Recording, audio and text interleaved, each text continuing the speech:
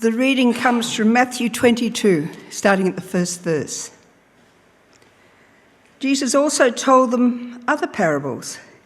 He said, "The kingdom of heaven can be illustrated by the story of a king who prepared a great wedding feast for his son. When the banquet was ready, he sent his servants to notify those who were invited, but they all refused to come. So he sent other servants to tell them, 'The feast has been prepared, the bulls and fatted cattle have been killed, and everything is ready. Come to the banquet.' But the guests he had invited ignored them and went their own way, one to his farm, another to his business. Others seized his messengers and insulted them and killed them. The king was furious, and he sent out his army to destroy the murderers and burn their town. And he said to his servants, 'The wedding feast is ready, and the guests I invited aren't worthy of the honour. Now, go out to the street corners and invite everyone you see.' So the servants brought in everyone they could find, good and bad alike, and the banquet hall was filled with guests. But when the king came in to meet the guests, he noticed a man who wasn't wearing the proper clothes for a wedding. 'Friend,' he asked, 'how is it that you are here without wedding clothes?' But the man had no reply. Then the king said to his aides, 'Bind his hands and feet and throw him into the outer darkness, where there will be weeping and gnashing of teeth. For many are called, but few are chosen.'" This is the word of the Lord. Well, this morning you might notice that our slides have a party theme, and they invite us to be happy. Are you happy? Have you had a coffee yet? And celebrate. I don't know if you're a party kind of a person. I sometimes struggle to get enthusiastic about parties, but then sometimes they're just exactly what you need, aren't they? And they express your heart so beautifully. So give it a go if you're not feeling it yet, and hopefully by the end we'll get into it. Now, I realise not everyone can say this, but for many of us, we are extremely proud to call ourselves Australians. Do you feel that? And it's a very special thing. It means a lot, and we stand with those who serve our nation and those who represent us here and overseas. And it is a big deal. Well, this week we had a big step forward for Praveen, one of the members of our church.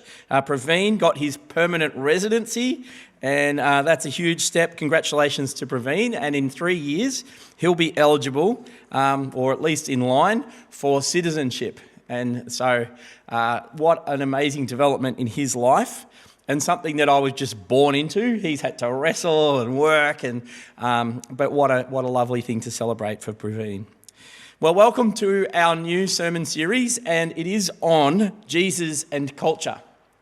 And you might have noticed I've already made reference to being Australian and to some things in Australian culture. And as we go on, today is a bit of an introductory sermon, but we'll be talking about celebration. And as we go on, we'll be unpacking some other things about culture and Jesus. Now, if you want a definition, culture is the ideas, customs and social behaviour of a people group or society. That sounds a bit dry.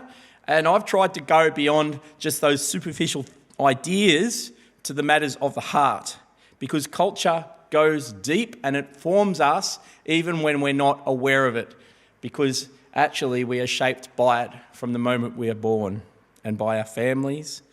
When we express pain, culture helps us to do that, and where we belong and what our vision of the future is. And culture is actually got its fingers into how we think and feel and act in all of life. You can belong to a culture. You can actually belong to or be influenced by more than one culture. There are national cultures, and then there are a whole variety of subcultures, Christian cultures, family cultures, many different subcultures. I'm part of a motorbike subculture. I'm not part of the Harley-Davidson one. I'm part of the BMW one. They're different things. You can experience culture shock. You can be excluded by culture or included by culture. Now, In 1998, Qantas commissioned an ad that was to be screened at the 1999 World Cup. And this ad now, it's a little bit dated, but I think it captures something deep within us. Certainly if you've ever been overseas, if you've ever worked overseas, if you ever missed Australian culture, then this ad will reduce you to tears. Let's watch it together. Now, you can call me a sook if you like, right? But I'm having trouble holding back tears here. Now, I don't know if you're resonating at all with the things that got shared there, but that's who we are as Australians. That is a pretty decent effort, a $3 million effort to share with the rest of the world some of the things that we treasure. And it takes us to our place of belonging. It talks about our hopes and dreams. It touches on things like the outback and the beautiful country and our sport, many things like that. Stuff we care about to do with our identity and our freedoms, and what we hope this place might be like for our children and grandchildren. Now, each week we'll be sampling a different aspect of Australian culture and making reference to some international cultures along the way, and of course, Jesus. It's a big topic and probably bigger than I can handle, but we're going to do three kind of important questions as we go through. How does a culture celebrate? How does a culture do friendship? How does a culture think about food? And what's at the core of people's identity? Right, so 4 big topics, and in each one we reflect on our faith and how our faith informs that part of our culture. Which brings me to a little question about Jesus and culture. When it comes to matters of our faith, is Jesus in culture? To what extent, as we understand Jesus, do we see him working within the culture that he grew up in and shaped by that culture and using that to express beautiful truths to us through the ages? To what extent does Jesus contribute to culture? Is he completely separate to culture at times? Does he want to challenge or change culture? Does he actually want to condemn culture in some places? And as you think about our question for today, how does a culture celebrate? I wonder what comes to mind for you. I suspect it'll have a lot to do with your own personal experiences and family. I asked my 20-year-old daughter how she thinks about the party culture, the Australian party culture. She said some quite confronting things. My daughter is very sort of confronting kid, not Michaela, but the other one. And she said, well, a lot of the kids, they have sex by the time they're 14. She said they drink themselves stupid, and she's not just being judgmental, she's part of this culture. But she said there's something we express about joy. Sometimes we just need to let go, and we need to be ourselves and express ourselves and be a bit loose, right? And I don't know if that resonates for you. Probably if you have young people in your family, it does. And you'll see your kids being loose at times and needing to express something important in the way that they celebrate. But maybe for you, maybe you miss those old-time dances that they used to have, right? Did you ever go to the hall and they scattered sawdust on the floor, and they, at the end of the night, they played Auld Lang Syne and things like that? Do you miss those things, right? So there are many different ways that we express ourselves and celebrate as a culture. We're going to have a look now at a Bible celebration story, and let's think about those things as we and reflect perhaps a bit more deeply than just the superficial outline of this story. So we're in Matthew 22, and Jesus is talking in parables or stories with a meaning behind his stories. He told them other parables. He said, the kingdom of heaven can be illustrated by the story of a king who prepared a great wedding feast for his son. Now, there should be a slide for that, Kathy. I think we're on to the next slide. There we go. And we as readers or as hearers bring some knowledge, some cultural knowledge to this story. Who normally gets invited to a royal wedding? Were you invited to the last royal wedding? It's the important people. Sorry, but none of you, I don't think you got invited to the last royal wedding. So what are we going to learn about God's kingdom and the important people in God's kingdom from this story? Because we suspect, I think, that the king in this story is a happy king. He might want to hang out with important people. There's some goodness in the heart of this king. And this king represents God, right? And maybe we suspect this king is actually a joyful king.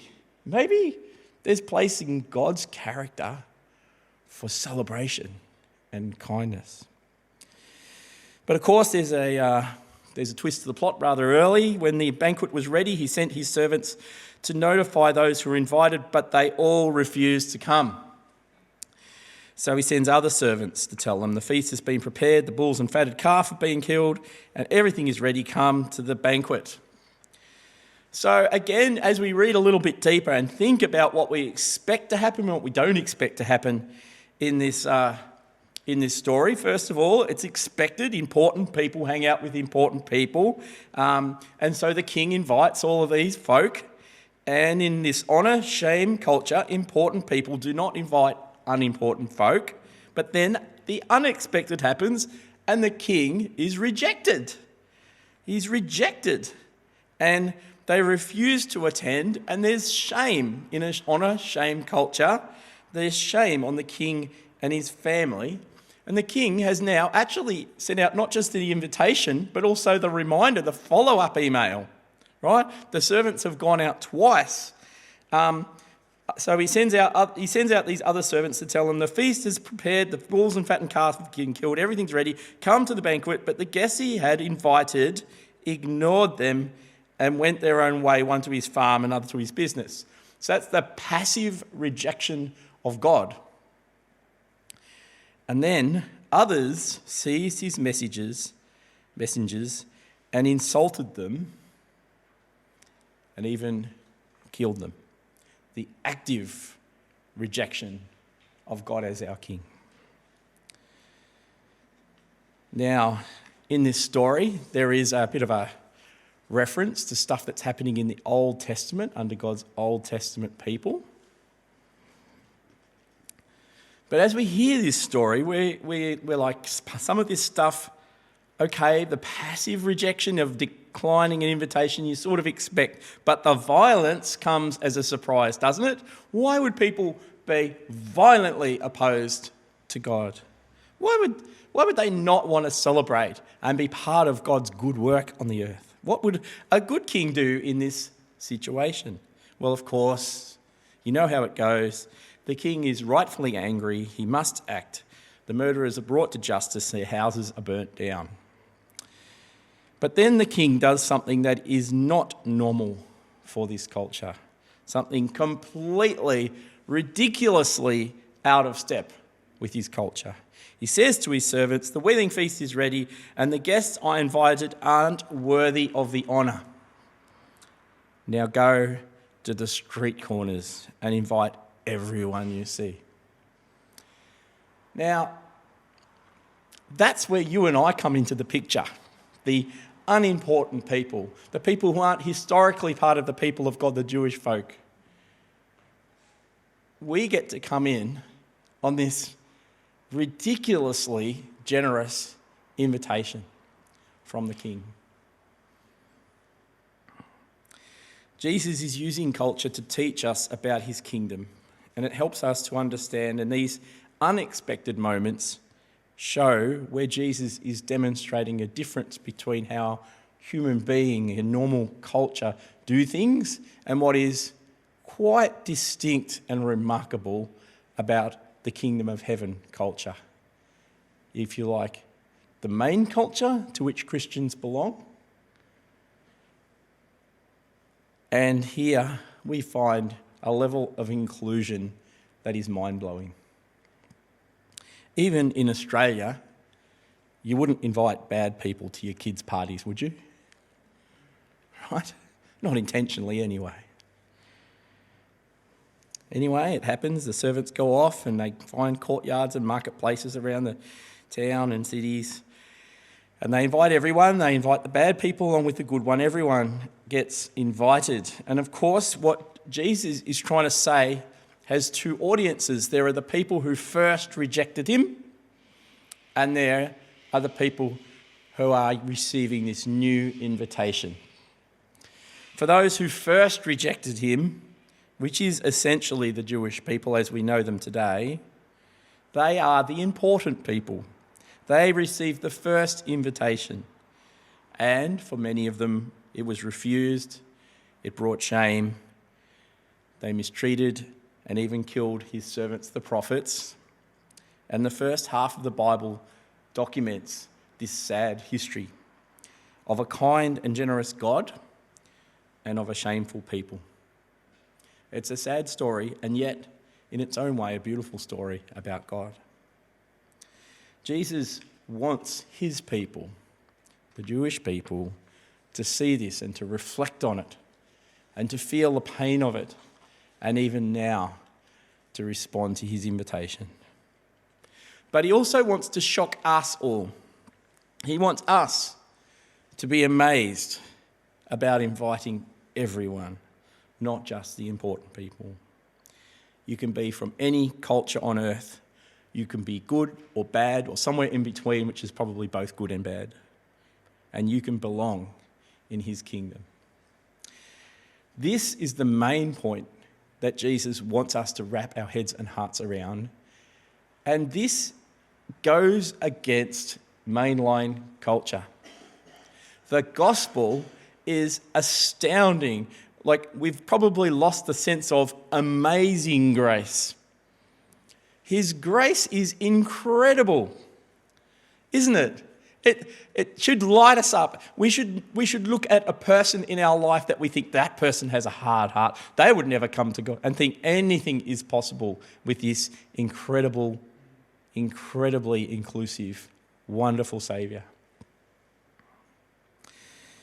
But it does leave us asking some questions. And why does God let bad people into his kingdom? And the last part of the story picks that up. When the king comes in to meet the guests, he notices a man who isn't wearing proper clothes for a wedding.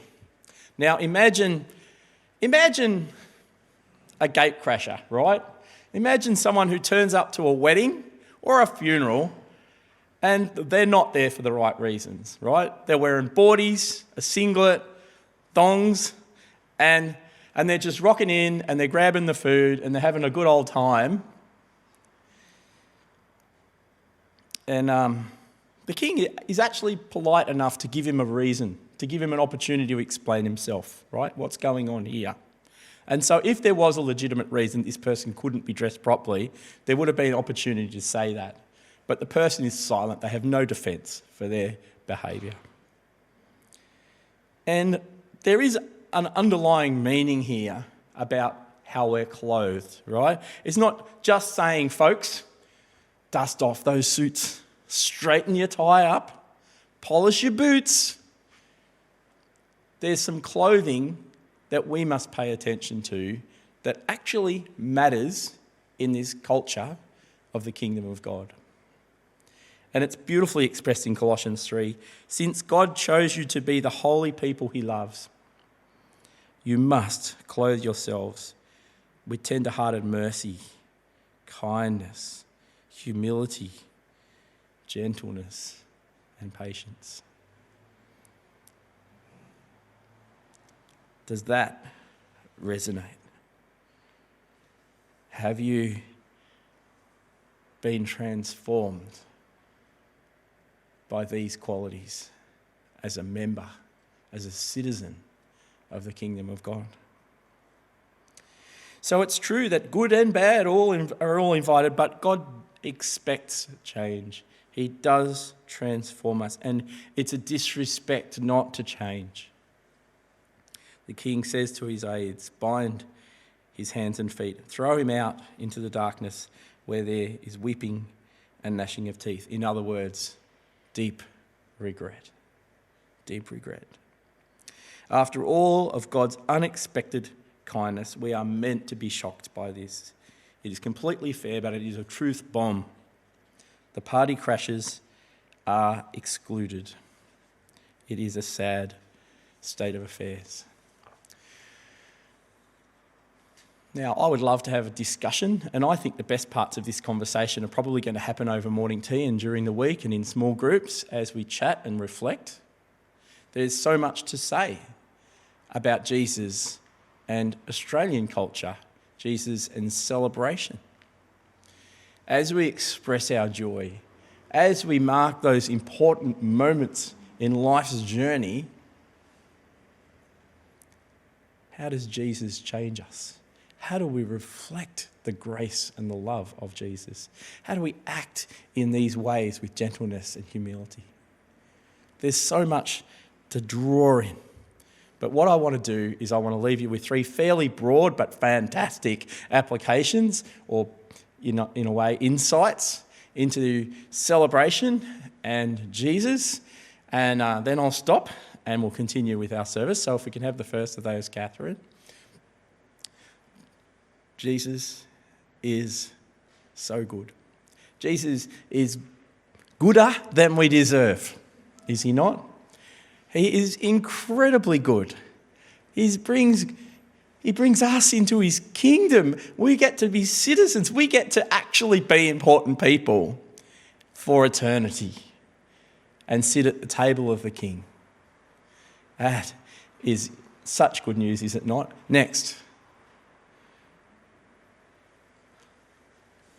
And so we're invited to have a think, to have a hard look at ourselves. We only get a few years on this earth, but to think about how we use those years, to think about our own personal qualities, our response, are we changed? Right?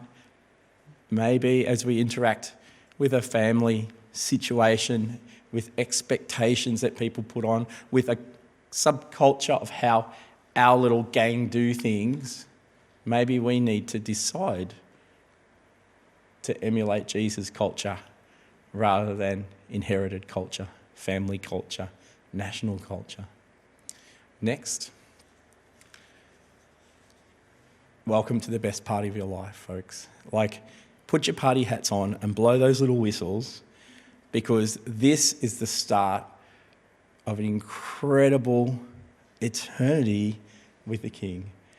A community of God's people who are transformed, of joy, of comfort, of peace, of hope, and you get to share it with the people around you.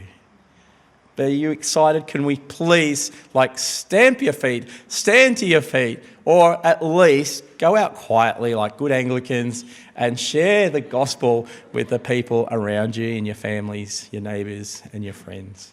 How good is Jesus? Let's be thoughtful how we engage, and let that joy and that excitement grab a hold of you and put it all out there for him.